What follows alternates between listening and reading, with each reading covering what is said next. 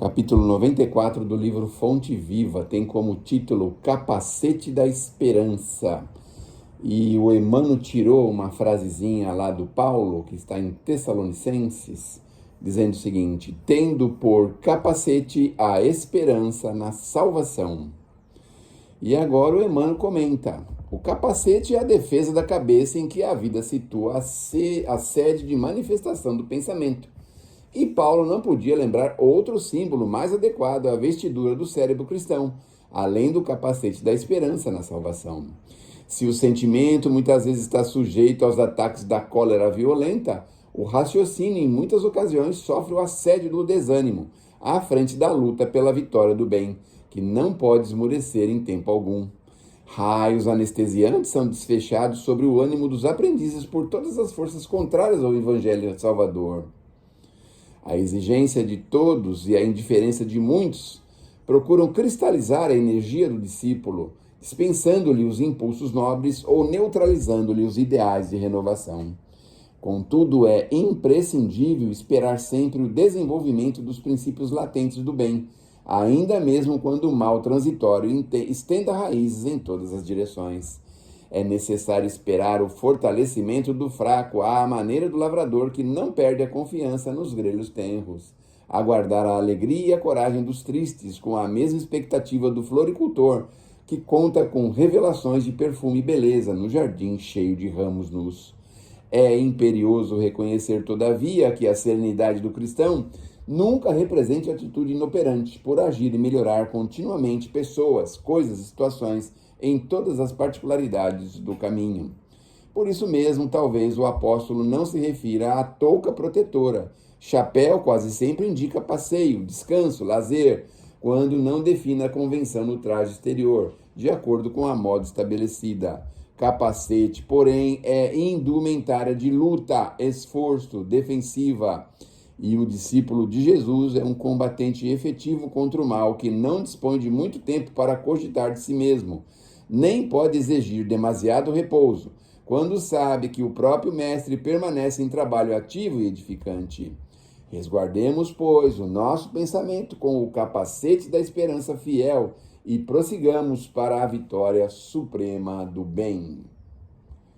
Muito bem, que símbolo bonito esse de Paulo, não é mesmo? Um capacete.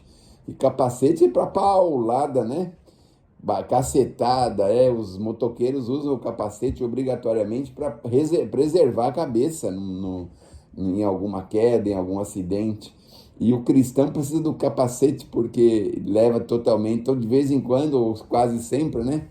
Uma tunda na cabeça, né? Tunda. Vocês lembram desse termo, tunda? Então, é o tempo da nossa mamãe, nossa vovó, né, que falava isso. E aí, a gente, com o capacete em uso, nós preservamos o conteúdo mais importante e conseguimos conservar o conteúdo mais importante. Porque, realmente, outro símbolo para a cabeça seria difícil de ser encontrada. Mas, mesmo no escafandro, aquela roupa para entrar dentro do mar, né, que o pessoal usava antigamente, ele também tem um capacete bem forte, né? Bem grande na cabeça, tem uma janelinha assim que olha para fora, né? E o capacete realmente é um símbolo que nós precisamos para continuarmos, né? A nossa tarefa, a nossa vida, as nossas coisas. E o cristão, mais do que nunca, precisa desse capacete, porque quando menos espera, né? Passa algum desavisado aí e faz o que com a gente, né? Nos derruba no chão, ou quer nos derrubar, ou quer nos atentar contra os nossos sentimentos cristãos. A gente vê constantemente esse atentado ao sentimento cristão, porque no dia a dia a gente vê assim, muita propaganda de desamor. Então, muitas vezes o desamor ele fica em evidência, não é? Porque as pessoas são louvadas, são homenageadas por ter tido um gesto, muitas vezes, de desamor, ou de indiferença, ou de coisas assim.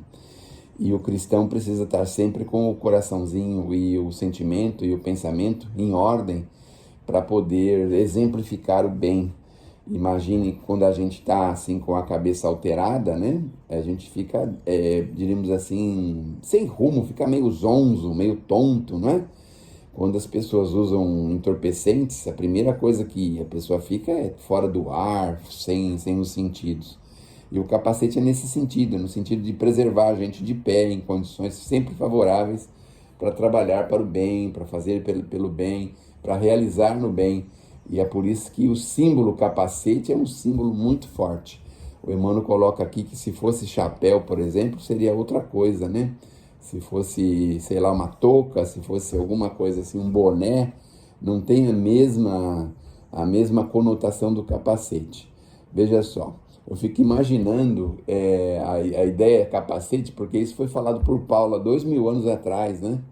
Então, eu acho que ele se referia a esse capacete, devia ser aqueles capacetes, aquelas coisas que os romanos usavam na cabeça, para a guerra, né, para a luta, para preservar a cabeça de golpes, essas coisas, porque se ele falou uma palavra que hoje é tão moderna, não é? Então, certamente ele tirou de base lá, acho que daquele período onde aqueles romanos que iam para a guerra, aqueles soldados usavam, e aquilo dava para ele uma sobrevida, né? O capacete dá uma sobrevida pro guerreiro lá, porque a cabeça dele fica um pouco mais preservada.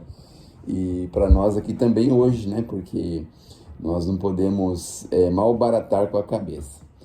Você já ouviu falar de queda da própria altura? Quando uma pessoa cai sozinha e vai para o pronto-socorro, lá no pronto-socorro eles escrevem no relatório assim, queda da própria altura. E às vezes a queda da própria altura, se a gente bate a cabeça no chão, mas dá uma confusão, mas dá um problema. A gente vê pessoas aí que muitas vezes perdem até a encarnação por conta de cair sozinho e bater a cabeça numa quina, num chão, numa guia, né? E aí o Paulo fala, precisamos ter o capacete, né? O capacete da esperança, de saber que precisamos estar preservados para podermos trabalhar com os nossos irmãos mais necessitados. Então é isso, vamos em frente.